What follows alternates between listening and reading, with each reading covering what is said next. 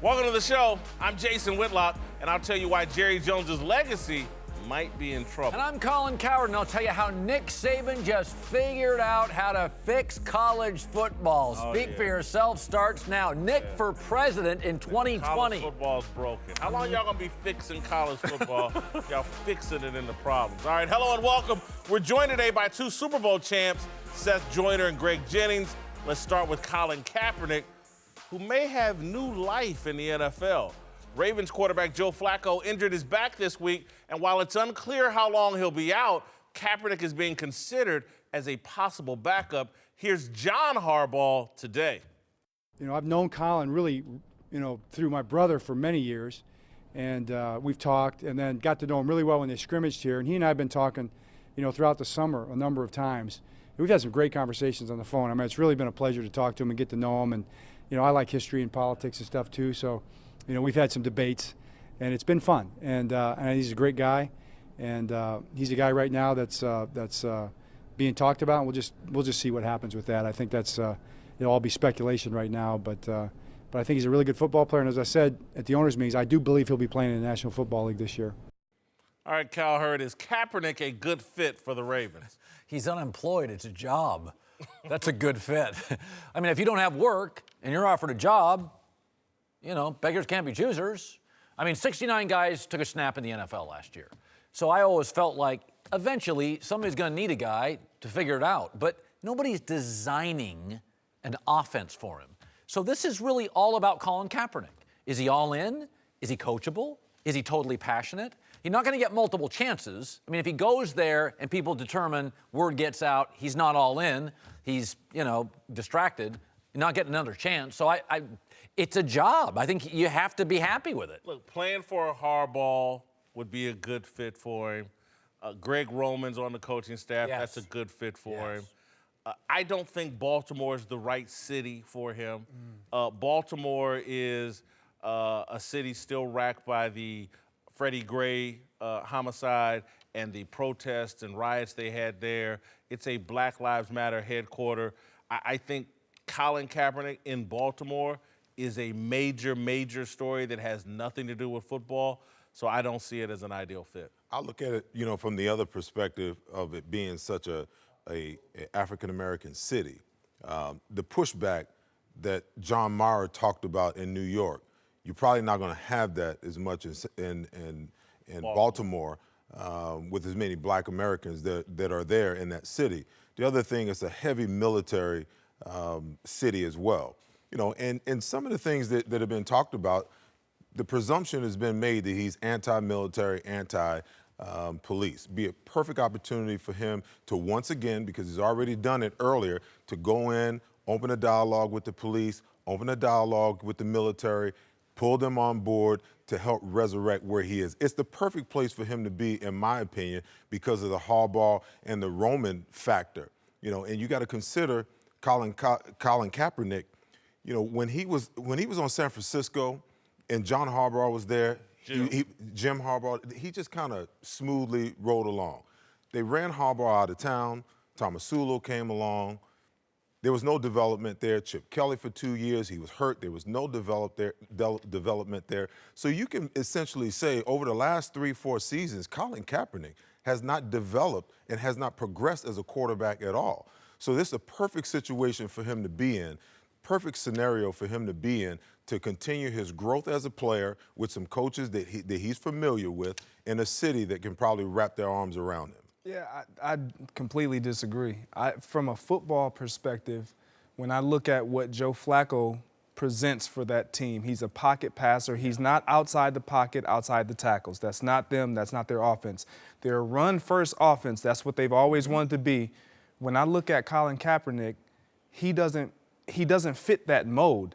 Now, as you alluded to, it's a job, absolutely. And I think that even with that, he wouldn't even be the backup to Joe Flacco. He would be a safety valve of Ryan Mallett. Like, that's going to be their guy. Yeah, Mallett actually is a poor man's Flacco. Absolutely. That's their guy. But as a safety valve, I don't think it's bad to be interested or show interest in Colin because he has experience and you have that safety net. I still contend, I think you said this, I think Seattle's really a perfect fit. No, I don't believe that, but anyway, I think you said that. Oh, okay. Well, I mean, listen, Colin is Dallas is the fit for me. Well, but I'll go to Seattle. The offense kind of works. Shaky O-line, need a mobile quarterback. It has always been very pro-player and pro-opinion. Like Baltimore, I don't know. I kind of look at Baltimore and I think to myself, yeah, there's the Harbaugh connection, but that offense does not fit that player. No, not at all. It doesn't feel like it. Now, the social stuff maybe, but the offense, the player doesn't work for me. But he's got to grow. You got to realize that Jim formulated an offense that worked according to his skill sets. Right. Okay, so now he's got to transform himself. And that transformation That's on Colin, though. Well, it's on him, but it's on a coaching staff to put him in a situation where he can transform. And Greg, to your point, listen, the running game is a quarterback's best friend, especially when he's looked upon as a manager or a guy that's developing along the way. It's the perfect situation. If they're run first, play action pass is exactly the situation you want him in because he's not a pocket passer. But can he make that throw down the field? That's what Joe Flacco does. That's what we see him as, is a deep down the field guy. Where that's why they have Mike Wallace. Steve Smith went over there. By the way, difficult throws. Absolutely. This is like Bruce Arians' offense. Absolutely. And I just don't see him being able to step in and make those throws. I agree. It is a running game is a quarterback's best friend. I totally get that. And if there's, to your point, though, he hasn't had an opportunity, and I don't know if that's on him or on the coaches that he's been with, to evolve as a quarterback, to grow as a quarterback. So I agree with you there. One small point. Now, every time that a starting quarterback steps out of the starting lineup and the backup comes in, the playbook shrinks from here to here, okay? So now maybe you don't ask him to throw the ball so vertical down the field. Maybe you ask him to throw those short to intermediate, those check down passes, and try to complete first downs. You run the ball on first down, mix it up on second down, and on third down, you try to pick up the first down and third and short. Let's stick with Kaepernick, whose national anthem protest may be over, but continues to reverberate. According to a new survey, Kaepernick's decision to kneel before games was the #1 reason cited by fans who said they watched less football last year, ahead of issues like domestic violence and the presidential election. Whitlock, do you believe Kaepernick's protest turned off fans? I want to be clear. Yes, I do. There's no question about some fans were turned off by Colin Kaepernick. Whether or not that led them to watching less football, I'm not sure. Again, as we've talked about on this show plenty of times, the Donald Trump election was so unique, it overshadowed everything. Now, having said that, what this survey gets at to me is if I'm a businessman in the NFL, the fact that a segment of my fan base, 24, 25%, whatever, is bothered by the protest speaks to how off-brand Kaepernick is for the job that he has. Football and television networks and Pete Rozelle connected football to patriotism, whether we like it or not. And that's why it generates so much money. Kaepernick's off-brand. He's bad for business. That's why teams are reluctant to have him. I thought this was the most convoluted fake news I've ever read. Thank you. Thank you. Okay. I'm with you. J.D. Power says only 12% of fans watch fewer NFL games. So 88% either watch the same or more.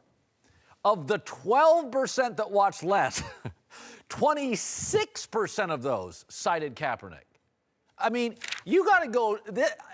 I like data. I'm into numbers. This is fake news.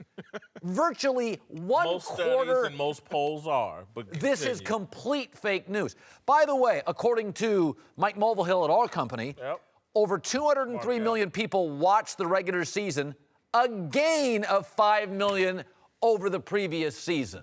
This is not even, this is why the media gets a bad rap.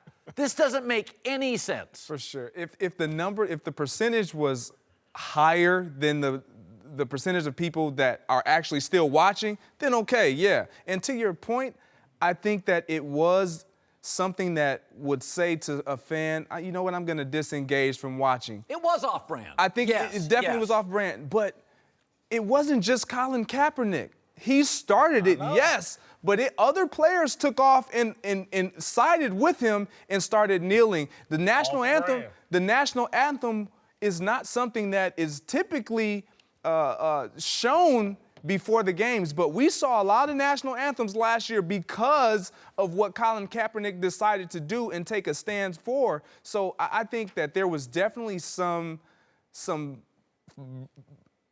stoppage of fans really engaging, but I believe, honestly, it's more of a... Surveys. 49, yeah, you said this yesterday. Exactly. Surveys are skewed. You said this yesterday. And I agree with that. Let me ask you a question. If you answered the phone, and I was a beautiful woman's voice. Hello, Mr. Whitlock. We're doing a sex survey. How many times a week do you have sex? What would you say? As many as you could make up. 3 to 20 times. I mean, have you ever been called for a survey? Are you totally honest? They got a hold of some people who are pro-Kaepernick. This is convoluted. Jason said yesterday that I could take a poll of women in America, that I'm the most beautiful man in the world, okay, and if I pay him enough, I can get a thousand of them to agree, okay? So when I look at these numbers, this is what it speaks to me, okay? At the end of the day, you had the presidential election, which was very riveting and huge. So when you look at the numbers, games 7 through 16, there was only a 1% drop-off from 2015 to 2016, okay? And then, to Colin's point, 5,000 more viewers, 5 million more 5 viewers million more. the following year. So, I mean, listen, you can misconstrue the numbers and make them look however you want in to. my lifetime, this whole thing is a bunch of nonsense. In my lifetime, in your lifetime, who's the oldest guy sitting here? That's probably me. Okay, there's never been anything like Donald Trump. Yeah, that's true. I mean, seriously, you're going to tell me, by the way, Fox News' ratings, CNN, they stole some guys. They stole some eyes. Let me get to the larger point that everyone's dodging around. Look, the survey, there's some bogusness to it, but it's getting at a larger point. None of you guys have been business tycoons like I came from. My dad was a business tycoon. Okay. We ran a little bar in the inner city in Indianapolis, Masterpiece Lounge, world famous. And listen, when you run a business, again, I know I like this that is new drop. you guys, this is new to you all. When you run a business, your customers start complaining about the service or you're not pouring enough alcohol in the drink or whatever. They don't leave immediately. If it continues over time, they do leave. Right. And so if this is the larger truth to me from this poll. If this protest stuff and they want to bring all these liberal values and progressive values into football, which has been built on conservative and patriotic values, eventually people are going to say, you know what? This ain't what I signed up for. That part, I don't want to see all your protests. You're making too much damn money. You don't even understand this country. You run around in Fidel Castro shirts and Huey P. Newton shirts and pissing on America, and I'm tired of it. that part. That will happen. By the way, Masterpiece Lounge was never short on alcohol. Never. Always Great took service. care of its customers. The world famous Masterpiece. Welcome back, Seth Joyner, Greg Jennings. Here we go. Let's move to a new controversy surrounding Michael Vick, who just joined the Chiefs coaching staff as an intern, which apparently has some people up in arms. The editorial board of Whitlock's old paper, the Kansas City Star, says that Vick does not belong on the Chiefs coaching staff, writing, quote, "Listen, we don't understand how thinking it was highly entertaining to watch trained pit bulls fatally attack family pets might make the former star pro quarterback just the right guy to mentor and mold other football players." All right, Whitlock, you surprised people haven't gotten over Michael Vick's past? I think people, for the most part, have gotten over Michael Vick's past. I think, and I love the Kansas City Star. I made my name there. This is trolling.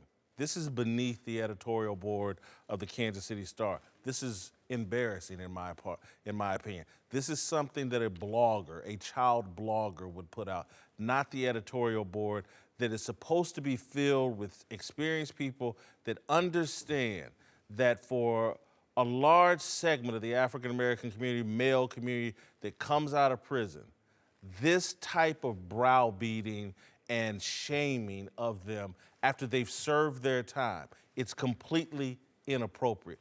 The man is an intern. It's probably an unpaid position. What is he supposed to do? Work at 7-Eleven? Is that the only job that's available for a black man that's done his time in jail and comes out? Is that the only job available to him? This is irresponsible and embarrassing, and I worked at the Kansas City Star. I know the people at the Kansas City Star. They need to apologize to Michael Vick and black men and any other man that comes out of jail after they've done their time. This is an embarrassment. Well, he was given another chance as a player, so why couldn't he be given another chance? As an intern coach. Yeah. I will say this, though. His business, I've worked with a couple people that were deeply offended. There is a connection between animals, dogs, American families. I understand being offended. That said, I don't really understand. The league welcomed him back. He has been a guest on NFL shows. Tricks for clicks is what that is. Well, I mean, really, I can remember when he was first coming back to the league, and there was a lot of people protesting and saying that he should never be allowed to play in the NFL again. The man spent 21 months in jail. 27 months in jail, okay? How in the world can you pay your debt to society and people still don't want you to earn a living? That makes As an intern. That makes no sense to me. That makes no sense to me whatsoever. I mean, when I read this morning, I'm just like completely blown away that we're still dealing with this. People just need to get over it and move on, because once you pay your debt to society, okay, on some level, society has got to forgive you, not necessarily forget, but they've got to forgive you, and you've got to be able to move on and be able to live your life and earn a living to take care of your family. That's it right there. People forgive, but they never forget. But for me, like, what bothers me is we've never heard anything surrounding Michael Vick's name since his incident. Yeah. Negatively, not one. And then we have players in this league, and this is not to just compare, but I have to draw some parallels here. Domestic violence, in my eyes, is a lot worse than fighting dogs. Now, I don't own a dog. I used to, and I'm not knocking people who are dog lovers, but there are a lot worse things that somebody can do. Having said that, he paid his time. He owned up to it. He got back reinstated by the league. He was welcomed by players, owners, and coaches. This is a guy who's been doing everything right since being. I want to piggyback your point. Since Greg. being out. So why are we trying to degrade what he's doing by pulling in his past? That's the problem with society. I want to piggyback off what you said. The Chiefs' best young player is Tyreek Hill.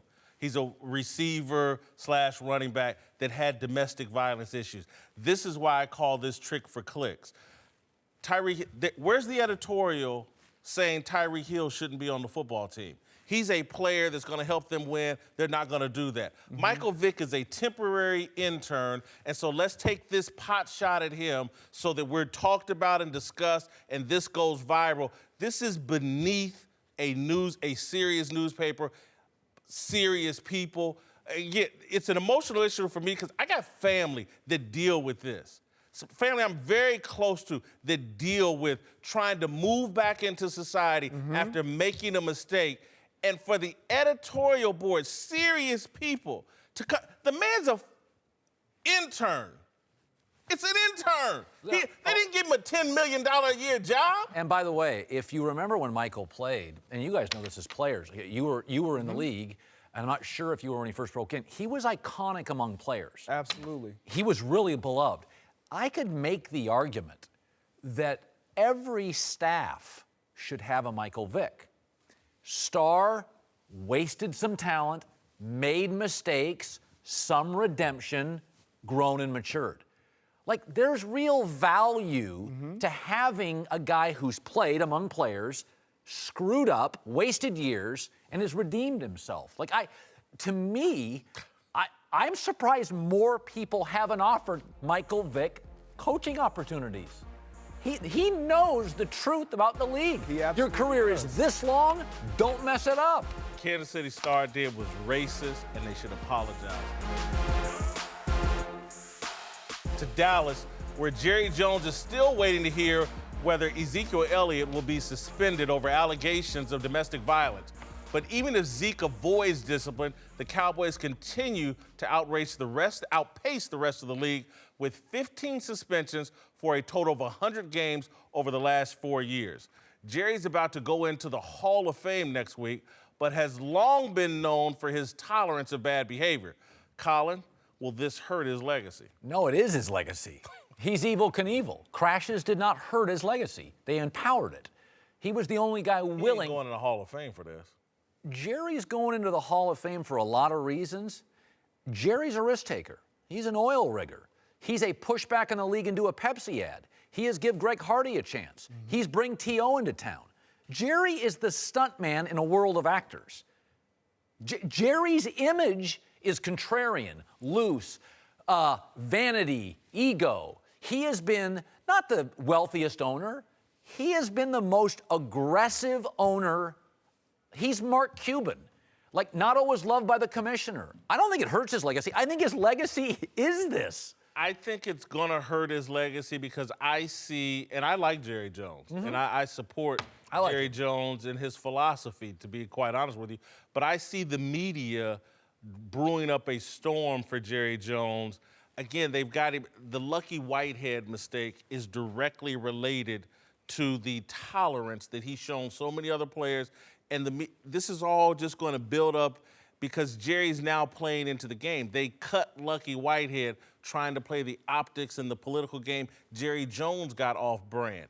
And now he and the lack of discipline issues and the players he supported just continues to become a bigger and bigger media narrative, and it's going to be used to diminish this guy.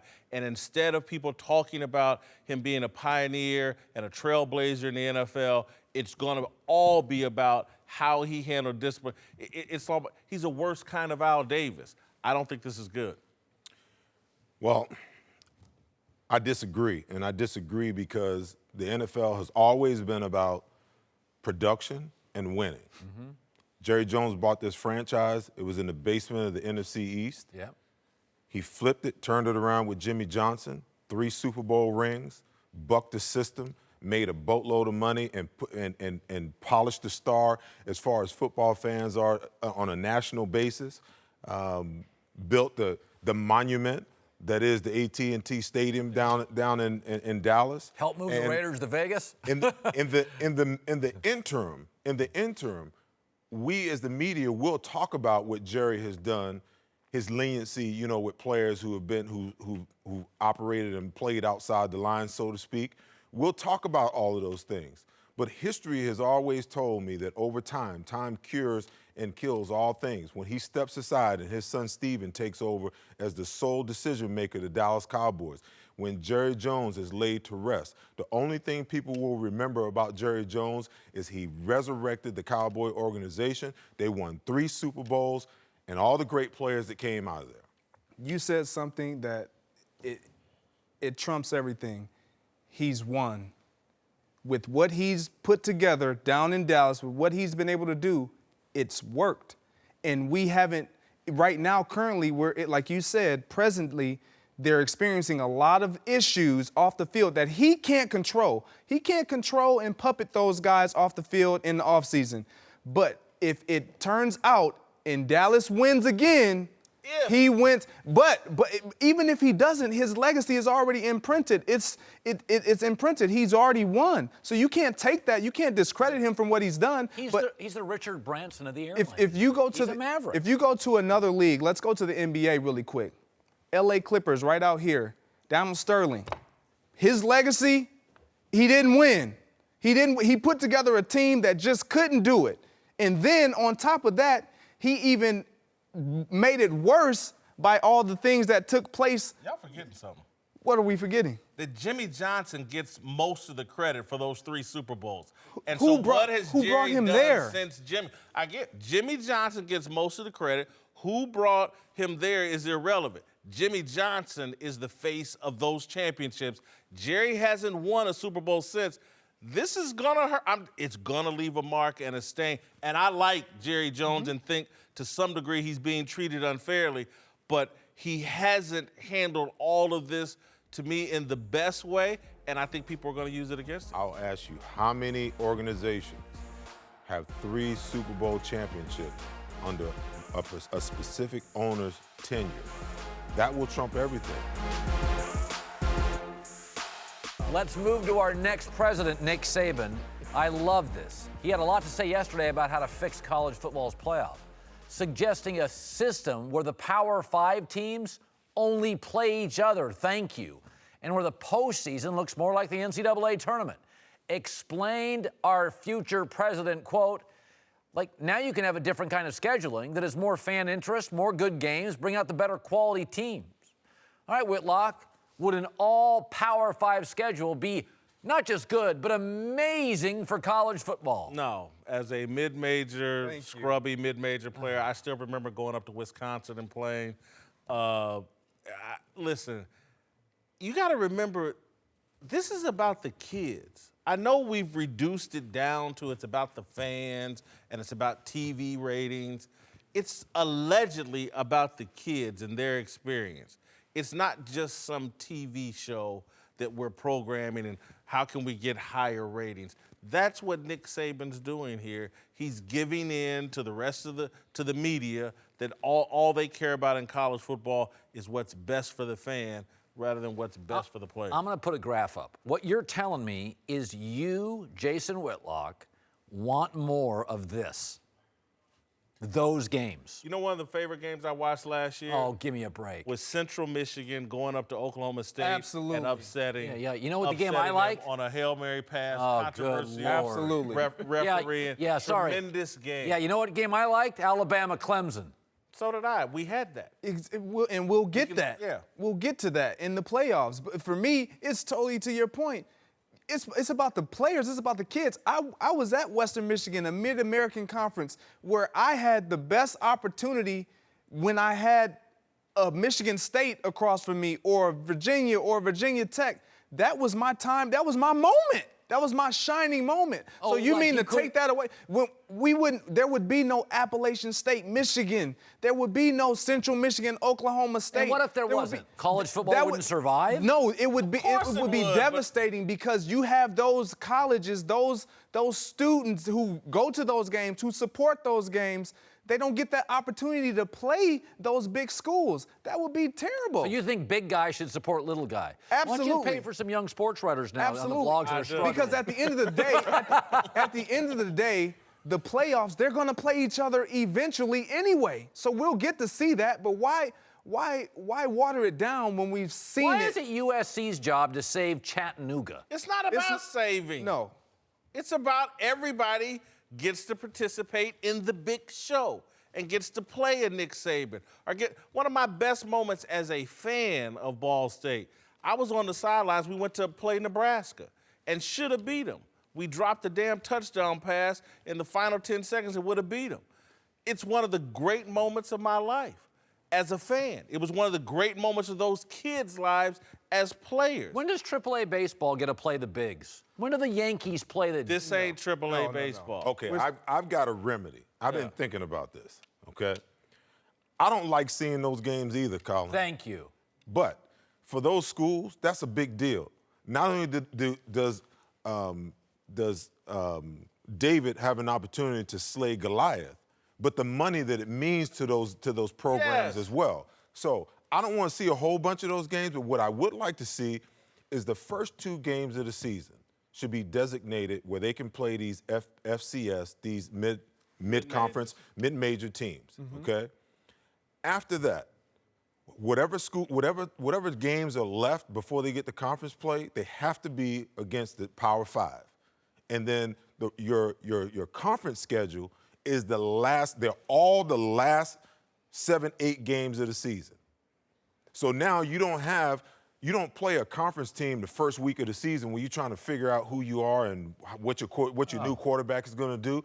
But you give the little guys a nod at the beginning, first 2 games, then the rest all Power 5, and then you get into your conference. First of all, does the Wall Street Journal know that they employ a socialist?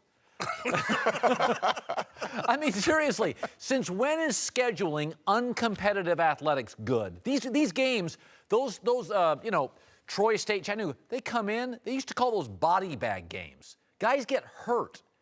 The other team doesn't get better. Fans pay money, show up, and it's 76 to 12. You know when they're good, Colin? You know when they're good when you get the upset. When you get the upset. When Appalachian State goes into Michigan and knocks them off, exactly. It's big news. The only way you get that is to let them continue Boise playing. State doesn't count. If you're at a smaller school and you're an athlete and you're playing, would you want an opportunity to play these bigger schools? No. You know yes, what? Yes, you would. You would have made the NFL anyway. But it enhanced my opportunity. It created How? more. It gave me more eyeballs to when I went to these interviews. You know what got you a job? Those hands. You're right, but they had to see me against what they would classify as bigger. I'm missing the point. He's missing the point. When you're Greg Jennings, and Greg, you played on good Western Michigan teams, and when terrible. Is that right? Yeah, we just beat y'all all the time. Okay. But anyway, when that Nebraska or Michigan's on the schedule during the offseason, it drives you. Absolutely. Oh, man, I'm going to get a piece of Jabril Peppers or who are one of these guys that everybody thinks is so much better than me. Really quick point. I got recruited by Michigan. I verbally committed to the University of Michigan. They pulled out like almost 2 weeks before signing day. I had to fall back on Western because everybody had already dispersed their scholarships. And we had Michigan on the schedule the following year. Lloyd Carr comes up and he says this in the media, you know, that they have players who probably believe that they should be on our sideline in our uniform playing for us. I felt like he was talking to me. You talking to me. Yeah, I feel like that, and I'm going to give you the best of what I got when I get there. I understand your point because my freshman year at UTEP, we played against 6 nationally ranked teams. We had no business whatsoever on the field. But what it did is it gave me a glimpse into what it was I needed to do to prepare to play at that level. We played against Craig James and Eric Dickerson. We played against Washington. We played against ASU with Vernon Maxwell and Derek Clack and all of those guys. We played against those guys. I mean, they beat us like a drum. But for me, I looked at it and said, I got to get to that. I want you home on Saturday night watching Alabama-Mercer. Don't go to a steakhouse. Don't go to Vegas for the weekend. I want you watching that football game. Watching Ball State, Illinois. Socialist.